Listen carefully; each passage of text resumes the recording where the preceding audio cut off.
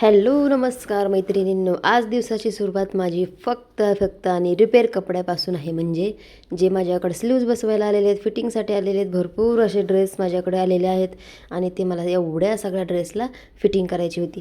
तर त्यातले काही ड्रेस जे आहेत मी ते तुम्हाला दाखवते थोड्या वेळाने मी किती फिट केले काय. तर चला बघा, भरपूर अशा ड्रेसची फिटिंग केलेली आहे. तर मी आता त्यांना पॅक करते.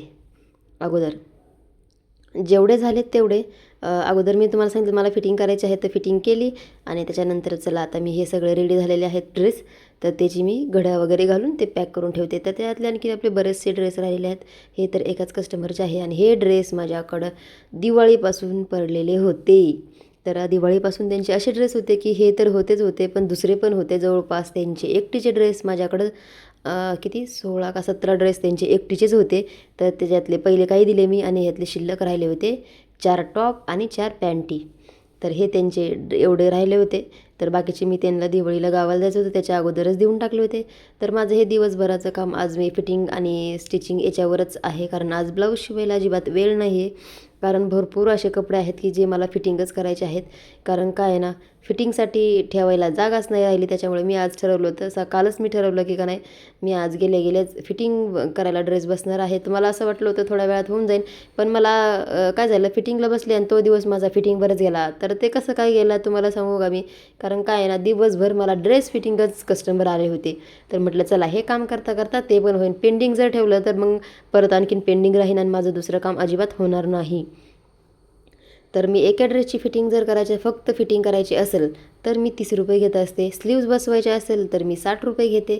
तर तुम्ही किती घेताय मला नक्की सांगा कमेंटमध्ये. आमच्याकडे हेच रेट आहेत. कुणी 40 पण घेतं फिटिंगचे, तर मी 30 रुपये घेत असते. जसे ज्याच्याकडे आहेत तर बघा हे 2 मी पॅकेट त्यांचे रेडी करून ठेवले आहेत. तर याच्यामध्ये मी बघते अगोदर अजून काय आहे काही नाही, किती ड्रेस शिल्लक आहेत. तर हे पण ड्रेस फिटिंगसाठीच आलेले आहेत. तर याची पण फिटिंग करायची आहे. आणखीन याची फिटिंग केलेली नाही आपण. जे आत्ता घड्या घातल्या त्याची फिटिंग झालेली आहे. तर हे आहेत बाकी एवढे अजून 3. तरी मला अजून चेक करावं लागेल. हा पण फिटिंगच करायचा आहे. आता याच्यात काय आहे काय माहिती, हे माझं कामाचं असं नसतं वगैरे. तर हे सगळे फिटिंगसाठी झालेले आहेत मला ड्रेस, जे की मी आता तुम्हाला दाखवत आहे. तर या स्कूल बॅगमध्ये पॅक केलं आहे. यांची पण पिशवी होती एक माझ्याकडे, जे की त्यात भरपूर सारे ड्रेस होते, ते मी 2 दिवसापूर्वीच दिलेत. तर हा एक आहे लाँग ड्रेस, जे की माझ्याकडं कमी करण्यासाठी आणि फिटिंग पण करायचं आहे आणि त्याला ट्रान्सपरंट आहे नेट शोल्डर बशी. तर त्यांचं असं म्हणणं आहे की तिथं जाळी नको आहे मला, तिथं तुम्ही काहीतरी कपडा लावा. तर मी जे खाली कट केलेलं त्यांनी त्यांच्यासमोरच कट केलं, तर की एवढं कट करून तिथं वरती शोल्डरला जॉईंट द्यायचा होता. तर बघूयात जमतं आहे नाही होतं आहे. आणि याला आपल्याला स्लीव्ज लावायचे आहेत, जे की ह्या ड्रेसला हा स्लीव्ज लावण्यासाठी आलेला आहे. आणि हे आहे त्यांच्या बेबीचे ड्रेस, म्हणजे छोट्या मुलींचे ड्रेस, जे की त्याला थोडंफार काही रिपेअर करायचं असेल अजून तर बघावं लागेल मला. काही शर्ट कमी करायचे आहेत, काही फिटिंग करायचे आहेत आणि ह्या बॅगला पण स्टिचिंग करायची, कारण ही बॅग पण फाटलेलीच आहे. तर त्याच्यामुळे ते एवढे ठेवलेत. हे पण रिपेअरिंगसाठी आलेले आहेत कपडे. तर बघूयात अजून काय. हा पण ड्रेस आहे जो की हा सिवलेस आहे. तर ह्या सिवलेस ड्रेसला काय करायचं, मला ही डिझाईन कापून काढायची एवढी खालची आणि वरती स्लीव्ज लावायच्या आहेत. त्यांचं असं म्हणणं आहे की वरती स्लीव्ज लावून टाका, त्यांना स्लीवलेस नाही आवडत. आणि ही माझी मुली जे क्लासला आहेत ह्या ताई, ज्या माझ्याकडं क्लास पण चालू आहे आणि ते पण चालू, दोन्ही पण काम माझे चालू आहेत. तर बघूया आता किती होतात फिटिंग काय. तर चला प्रॉपर फिटिंग केलेलं आहे ड्रेसला मी.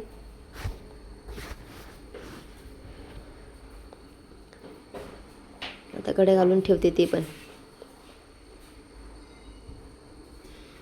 फायनली सगळे ड्रेस मी कंप्लीट केलेले आहेत. फिटिंगसाठी आलेले होते ते सगळे कंप्लीट केलेत आणि याला पण स्लीव्ज वगैरे लावल्यात. एक स्लीवचा मी व्हिडिओ पोस्ट करणारच आहे, ते पण तुमच्यासोबत शेअर करणार आहे. तर हे फास्ट अशासाठी घेतलं की तुम्हाला दाखवलं नाही मी फिटिंग करताना, पण हे सगळे ड्रेस फिटिंग वगैरे करून मी सगळे रेडी केलेत.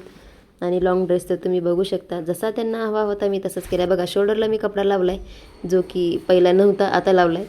स्लीव्ज वगैरे फिट केला, खालून पण त्याला आपण फिटिंग केली, म्हणजे फोल्ड करून त्याला शिलाई मारून घेतलेली आहे. तर हे त्यांचं रेडी झालेलं आहे सगळे कपडे. बघितलं ना, फिटिंगसाठी जर बसलं ना तर एक एक दिवस पुरत नाही मला. तर भरपूर दिवसाचे पेंडिंग ड्रेस होते, तर तेच कंप्लीट काम केलं. आता म्हटलं चला आता आपलं पेंडिंग काम संपलं की मग फक्त आपल्याला ब्लाऊज वगैरे असतात तेवढेच. ब्लाऊज ड्रेस संक्रांतीचे ब्लाऊज मला आताच यायला स्टार्ट झालेत.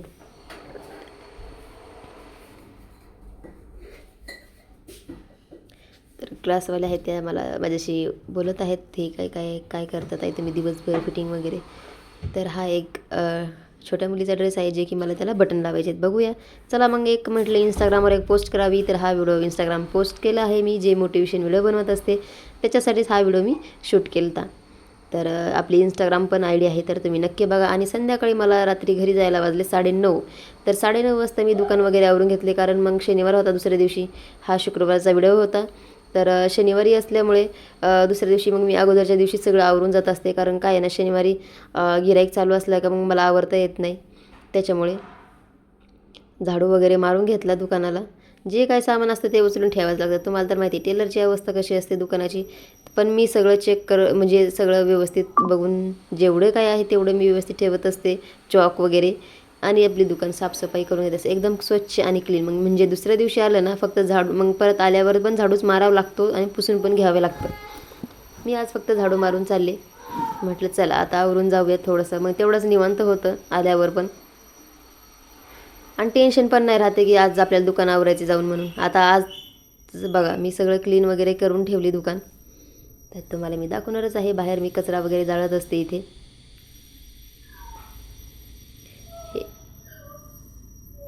हे बघा आधी इथं मला कचरा वगैरे जाळून टाकायचा आहे. मी झाडू मारला तर हे यांचं काम असतं, ते बाहेर कचरा वगैरे जाळायचं ते त्यांचं काम करून घेतात. आणि पहा आपली दुकान अशी आवरलेली आहे. आहो माय डिअर, आहो माझी वाट बघत आहेत घरी चलण्यासाठी. मला म्हणले चल बाई चल घरी, आवर बस झालं आता. तर बघा आविष्कार आमचा कसा मस्ती करतो आहे. तर दुकानातून घरी जायचा वेळ झाला आहे आणि मी त्यांना म्हटलं, त्यांनी लाईट बंद केली ती मी व्हिडिओ शूट करताना. म्हटलं आधी तरी लाईट लावायची असते ना, थोडीशी गोरी निघली असते ना मी. तर चला आमच्या नवरा बायकोची मस्करी संपणार नाही. व्हिडिओ कसा वाटला नक्की सांगा आणि आपल्या चॅनलला सबस्क्राईब करायला विसरू नका.